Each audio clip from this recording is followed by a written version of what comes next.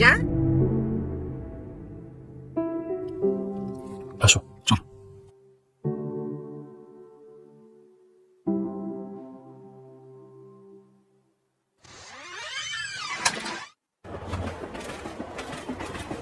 চুপ কেন? পুরোনো দিনের কথাগুলো ভাবছিলাম। পুরনো অতীত ঘেটে বর্তমানকে গঠন করে তোলার কি দরকার? জীবন তো একটা বহমান নদীর মতো। নদীর স্রোত যেমন পিছনে তাকায় না, আমিও তেমন পিছনে তাকাই না। একটা কথা খুব মনে পড়ছে, মানুষ অতীত হয় না, অতীত হয় সময়। অতীতের প্রতিটা সময় মানুষ হয় ইতিহাস। আমি তো আজন্ম কাল তোমাকে ভালোবাসার প্রতিজ্ঞায় নিজেকে সমর্পণ করেছিলাম। আমি তো তোমার প্রতি বিমুগ্ধ হয়ে অনতিকাল বাঁচার স্বাদ নিতে চেয়েছিলাম। আমি ইতিহাসের বেড়াজালে আবদ্ধ হয়ে দূরে সরতে চাইনি। এখন আমার ভেতরে বোবা কান্নারা ডুকরে ডুকরে কাঁদে তোমার জন্য। তুমি অতীতে ডুবে আছো। আচ্ছা, মায়ের শরীর এখন কেমন?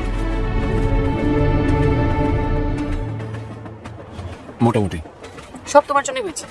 তাড়াতাড়ি বিয়ে করে ঘরে একটা বউ নিয়ে আসো। আমি তোমার পছন্দের বউ কখনই হতে পারি না। বাই দ্য ওয়ে, তুমি কোথায় যাচ্ছ? অফিসিয়াল কাজ? তোমাকে বলতে দ্বিধা হচ্ছে, আজকে এমন একটা দিনে তোমার সঙ্গে আমার দেখা হচ্ছে যেদিন আমার অতীত, বর্তমান, ভবিষ্যৎ সব মিলেমিশে একাকার হয়ে যাচ্ছে। আমার অতীতের সামনে বর্তমানকে ছুড়ে ফেলে ভবিষ্যতের হাতটা ধরতে যাচ্ছে। এত বহিতা না করে কোথায় যাচ্ছ বলো। আমি নাটোরে যাচ্ছি, পাত্রীকে আংটি পরিয়ে বিয়ের কথা পাকাপাকি করতে।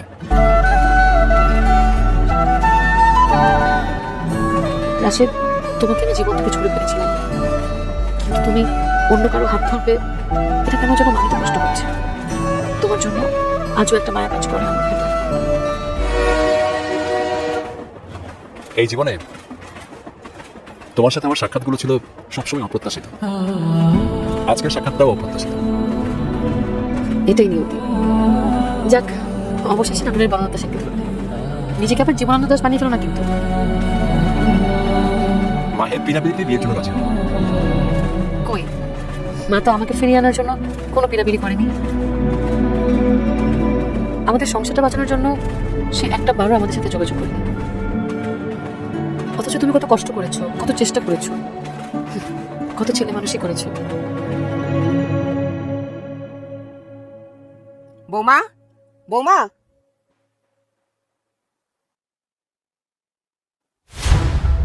বৌমা, জি মা। এটা কি? মা, মানে জানি তুমি কোনো উত্তর দিতে পারবে না। আমার ছেলে কি জানে যে তুমি সন্তান সম্ভবা? না মা, জানে না। আমার ছেলের ঔরস এত সন্তান, কিন্তু তার জানার কোনো অধিকার নেই। বাবা বাবা বাবা, এই তোমাদের ভালোবাসা? মা, এসব ব্যাপারে আমি রাশেদের সাথে কথা বলতে চাই। আমি যদি আজকে না ধরতাম তাহলে তো বলার প্রয়োজনই মনে করতে না। শোনো, এই সংসারটা না আমার, এখানে আমি কোনো অন্যায় হতে দেব না। আমার বংশের প্রদীপ তুমি নিভিয়ে দেবে সেটা আমি সহ্য করবো কখনো না। মা, আপনার বংশের প্রদীপ নিয়ে এত মায়া, তো যার মাধ্যমে বংশের প্রদীপ জ্বলবে তার তো মানসিক শান্তি হচ্ছে না। আপনি তো এখন আমাদের বিয়েটা মেনে নিতে পারেননি, তাহলে বংশের প্রদীপ নিয়ে হইচই করছেন কেন? আমি হইচই করছি? তুমি কি বুঝতে পারছো না তুমি কত বড় পাপ করছো? মা, কি হয়েছে? এই তুই কি জানিস তোর বউ যে সন্তান সম্ভবা? আর এই দেখ, সেটা নষ্ট করার জন্য এই যে এগুলো খাচ্ছে, এই যে এই মেডিসিন গুলো ও খাচ্ছে। রুহি, এসব কি? রুহি, মা কি বলছে এসব? তুমি কি করছো এগুলা? তুমি কিন্তু মাত্রা চালিয়ে যাচ্ছ।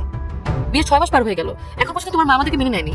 একটাবার আমার ভাই মায়ের সাথে দেখা পর্যন্ত করেনি। আমি কোন বয়সে বাচ্চা নিব? রুহি, ওইটা আমার ওরসজাত সন্তান। তুমি পেটে ধরেছো বলে যে কোনো সিদ্ধান্ত তুমি একা নিতে পারো না। তাই বলে আমার সিদ্ধান্তের কি কোনো মূল্য নেই? কান খুলে শুনে রাখো, আমি এখন বাচ্চা নেওয়ার জন্য প্রস্তুত না। তোমার যদি বাচ্চা নামে এত শখ থাকে, আরেকটা বিয়ে করো, যাও। এই কি করছিস এসব? হ্যাঁ, পরের লোকে তো চিচি করবে। মা, দেখেছেন আপনার ছেলে যেমন গায়ে হাত তুলে, তাতে তার কোনো দোষ নেই, আর সব দোষ আমার। মুখ সামলে কথা বলো। তুমি কেমন মেয়ে গো? হ্যাঁ, একটা নারী হয়ে মাতৃত্বের সাথে গ্রহণ করতে চাচ্ছ না? রাশেদ, আমি তোকে আগেই বলেছিলাম এই মেয়ের মধ্যে কোনো ঝামেলা আছে, সেই জন্যই আমি এই বিয়েতে রাজি ছিলাম না। রাশেদ, আমি কাল বাড়ি ছেড়ে চলে যাবো, আমাকে আটকানোর চেষ্টা করবে না। আমি এখানে থাকতে পারছি না। হ্যাঁ, এখন যাবেই তো। আমার ছেলের জীবনটা ছাড়খাড় করে এখন যাবে না তুমি? এই শোন, তোদের এই দাম্পত্য কলহ আমি আর নিতে পারছি না। যত সব।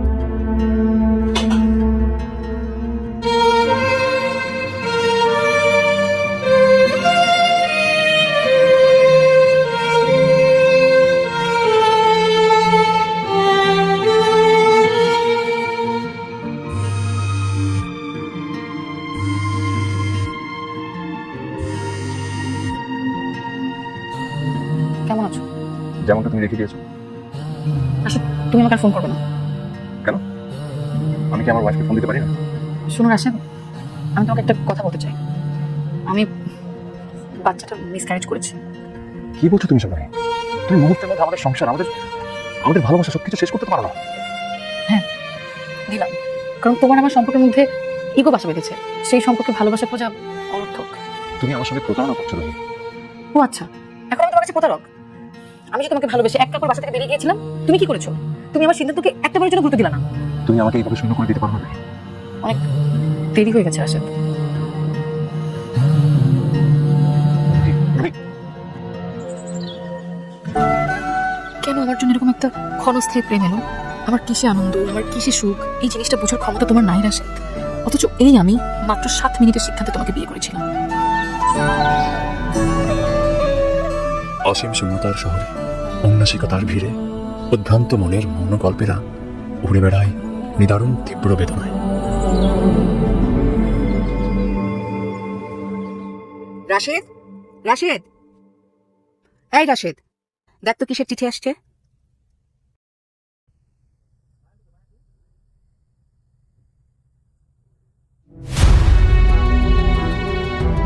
কিরে, কিসের চিঠি? রোহি, হ্যাঁ? রোহি আমাকে ডিভোর্স দিয়েছিল। আমি জানতাম এই মেয়েটা এরকম একটা কাজই ঘটাবে। আমার ছেলেটার জীবনটা ছাড়খাড় করে দিয়ে চলে গেল। মা প্লিজ তুমি একটু এখান থেকে যাও মা, আমার একা থাকতে দাও তো মা। আমি একটু একা থাকতে দাও। যখন না মা।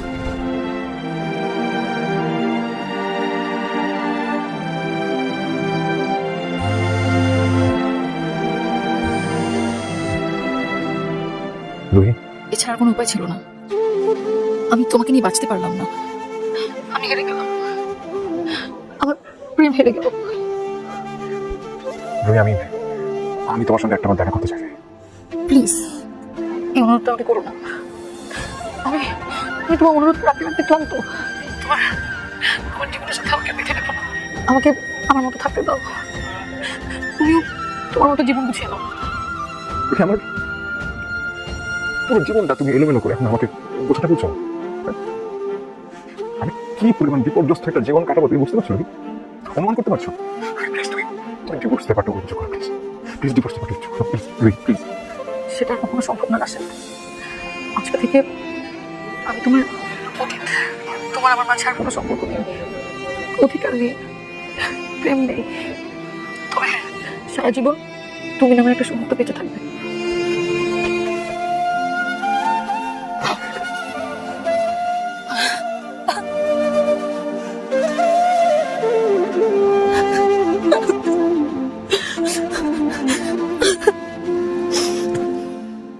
একটা কথা বলবে?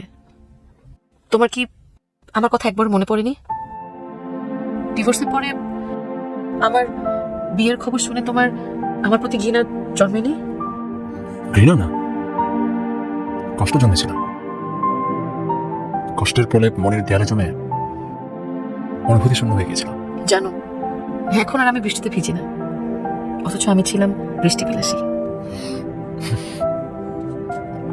বৃষ্টি দেখলেই তোমার কথা খুব মনে পড়ে। তোমার নাটোরের বনলতা সেনকে নিয়ে সুন্দর একটা জীবন গড়ো। হয়তো জীবন করবে,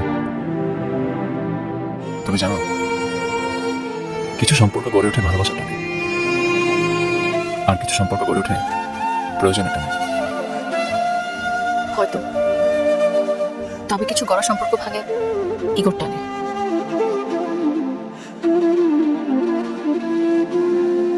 তুমি কি শ্বশুর বাড়ি যাচ্ছ?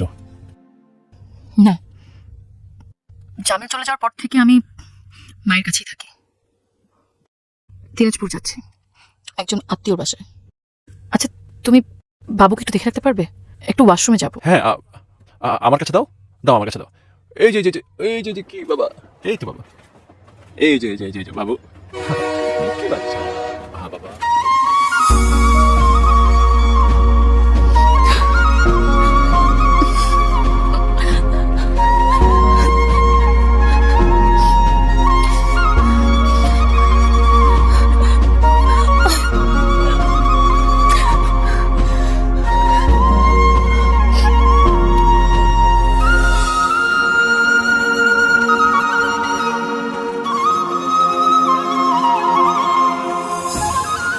ভুলটা আমারও ছিল রাশেদ।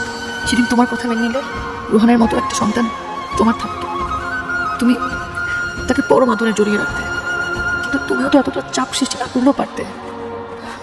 জীবন কেন মহতা নদীর মতো এভাবে বাদ নিল? আমি তো তোমাকে সারা জীবনের জন্য ভালোবেসেছিলাম। কি হলো এটা রাশেদ? তোমার সাথে এমন এক সময় আজ দেখা হলো যখন তুমি অন্য কারো হয়ে যাচ্ছ অচিরে।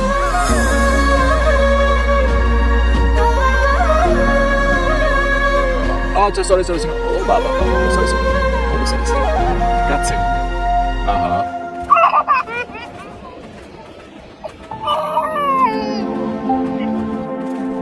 একটা কথা জিজ্ঞাসা করবো, জামিনের সঙ্গে তোমার বিয়েটা কিভাবে হলো? জামিন ছিল আমার বড় ভাইয়ের খুব কাছের ছোট ভাই। ও অবিবাহিত ছিল। একদিন বাসায় আমাকে দেখে সে তার মায়ের কাছে আমার কথা বলে। তার মা আমার বাসায় বিয়ে করতে অভ্যস্ত। একদিন হঠাৎ করে ভাই আমাকে জামিনের ব্যাপারে বলে।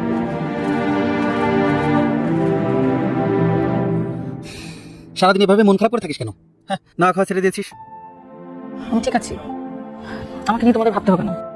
তুই আমার একটা মাত্র বোন, তোকে নিয়ে ভাববো না তো কাকে নিয়ে ভাববো? শোন বোন, আমি মানছি তুই জীবনে একটা ভুল করেছিস। এই ভুলের মাসুলকে সারা জীবন দিবি? ভুল শুধরে সামনে এগিয়ে যাওয়ার নামই তো জীবন। তোমরা কি আমাকে আমার মতো থাকতে দিবে না? দেখ, আমাদের বাবা নেই, মাটাও অসুস্থ, আর এই সংসারের চিন্তায় চিন্তায় আমি এখন পর্যন্ত বিয়েটাও করলাম না। এখন তুই যদি এত অবুঝ হোস তাহলে হয়? আমাকে যদি তোমাদের বোঝা মনে হয় তাহলে আমার অন্য কোথাও চলে যায়। আরে পাগল, আমি কি তাই বলেছি? আসলে ভালো একটা প্রস্তাব এসেছে। ছেলেটা উচ্চশিক্ষিত, ভদ্র, মার্জিত। ছেলেটা ভালো একটা জব করে, আরও কানাডায় চলে যাওয়ার চেষ্টা করতেছে। তোর সাথে বিয়ে হলে আশা করি তোরা সুখী থাকবি। না ভাইয়া, আমি আমার ডিভোর্সের পরে মানসিকভাবে খুব ভেঙে পড়েছি। এখন তো আমি অন্য কোনো বিয়ের সিদ্ধান্ত মাথায় নিতে পারবো না। তা ভাববি কেন? তোর সিদ্ধান্তে তুই বিয়ে করেছিলি, তোর সিদ্ধান্তে তুই রাশেদকে ডিভোর্স দিলি, আবার তোর সিদ্ধান্তে তুই বাচ্চাটাকে নষ্ট করলি। তোর চিন্তায় চিন্তায় আমাদের কি অবস্থা হচ্ছে? আমার কথা বাদ দে, তুই মায়ের দিকে তাকা। তোর টেনশন করতে করতে মা শুকিয়ে যাচ্ছে, অসুস্থ হয়ে যাচ্ছে। আমরা তো কেউ তোর খারাপ চাই না রে। ডিভোর্সের পরে মেয়েরা হাতে পুতুল হয়ে যায়, ফ্যামিলির কথা না শুনলে হয়ে যায় বেয়াদব। তখন তাকে পুরনো সংসার নিয়ে ভুল ত্রুটি খোটা শুনতে হয়। ঠিক আছে, তোমার যেটা সিদ্ধান্ত নিবা আমি সেটা মেনে নেব। এরপর চিন্তা লাশ হয়ে বেঁচে থাকবো।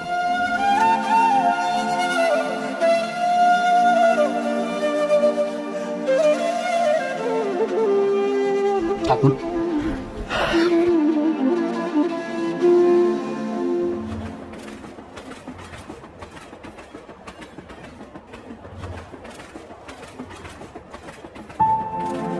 জীবনকে অস্থিরতার মাঝে রেখো না। জীবন নদীর মতো, সে আপন মনে তার গতি প্রকৃতি খুঁজে নেয়। আমার জীবনে গভীর শূন্যতা যা আমাকে একা থাকতে শেখায়। একাকিত্ব আমাকে বুঝতে শেখায়, ভাবতে শেখায়, মানতে শেখায়।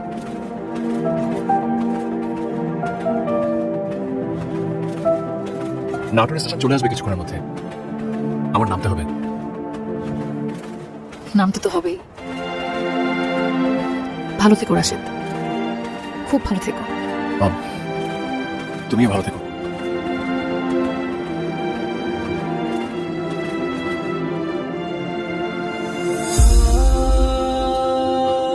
আমি আসি, ভালো থেকো। আর রোহান যখন বড় হবে ওকে আমার কথা বলো না কখনো। আসি। তোমার এই প্রস্থানে কি যেন একটা অজানা ব্যথা কাজ করছে। তোমাকে বলতেও পারবো না, বলতেও পারবো না। আমি চাই না রাশেদ তোমার সাথে আর কোনো ক্ষণে কোনো কালে দেখা হোক, তবে মনের মনে কোঠায় তুমি লুকিয়ে থাকবে আমৃত্য। তোমার জন্য কেন জানি চিৎকার করে কাঁদতে ইচ্ছে করছে।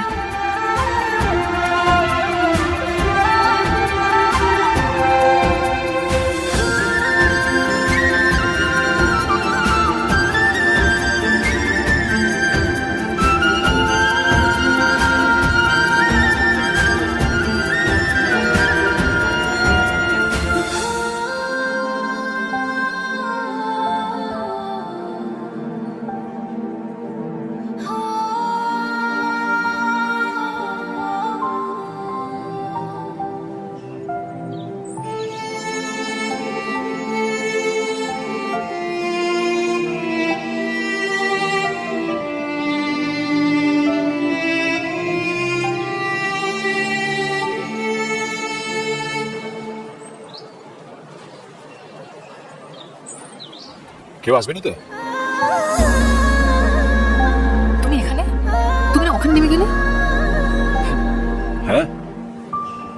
নেমে গিয়েছিলাম, কিন্তু যেতে পারিনি। মনে হলো আমার সাথে তোমার আরো অনেক কথা বাকি, যেটা তুমি বলনি। হয়তো বলতে চাইনি।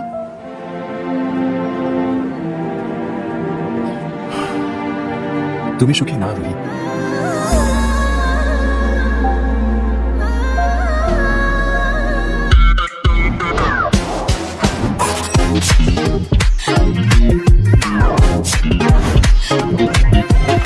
Herlin, the usual steer.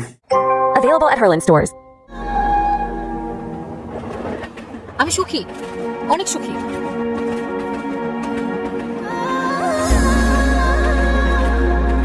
আমি জানি তুমি মোটেও সুখী নেই, আর এই চরম সত্যটা তুমি বিগত 5 ঘন্টার জার্নিতে নানাভাবে লুকানোর চেষ্টা করেছো। হ্যাঁ, আমি সুখী না। এই সত্যটা যেন তোমার কি লাভ বলো? লাভ তো হলো আমি খুঁজে পেলি পতিত জীবনের কথিত প্রেম। তুমি তোমার পথে অন্য প্রতীক নিয়ে হাঁটো রাশেদ। সেটা সম্ভব না, তোমাকে পেয়ে আর হারাতে চাই না। আমাকে পাওয়ার কিচ্ছু নাই। রুহি নামক এক অস্তিত্বের ভগ্নাংশ দিয়ে তুমি কি করবে? মানে কি বলতে চাইছো? জামিলের সাথে আমার বিয়ের 1 বছরের মাথায় জামিল কানাডা থেকে ঢাকায় এসে আমাকে ডিভোর্স দিয়ে দেয়। ও আমাকে কিচ্ছু জানায়নি। ভাগ্যের কি নির্মম পরিহাস দেখো। যে সন্তান আমি তোমার সংসার থেকে নিতে চাইনি, সেই সন্তান জামিলের সংসারে হওয়ার পরও জামিল আমাকে ডিভোর্স দিয়ে চলে যায়। ও দেশে থাকা অব্দি আমার প্রেগনেন্ট হওয়ার কোনো আলামত পাইনি বলে ও ভেবেছে রোহান আমার পাপের ফসল। তাই সে চুপচাপ ঢাকায় এসে আমাকে ডিভোর্স দিয়ে চলে যায়। আমি ভাইকে নিয়ে বাড়াবাড়ি করতে বলিনি। এভাবে ভাঙতে ভাঙতে আমি নিঃশেষ হয়ে গেছি। একমাত্র রোহানের জন্য আমার বেঁচে থাকা।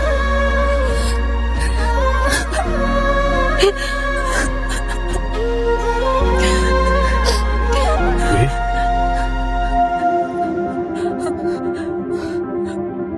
তুমি এটা কি করলে? will you marry me again, Rui? Will you love me again? Please?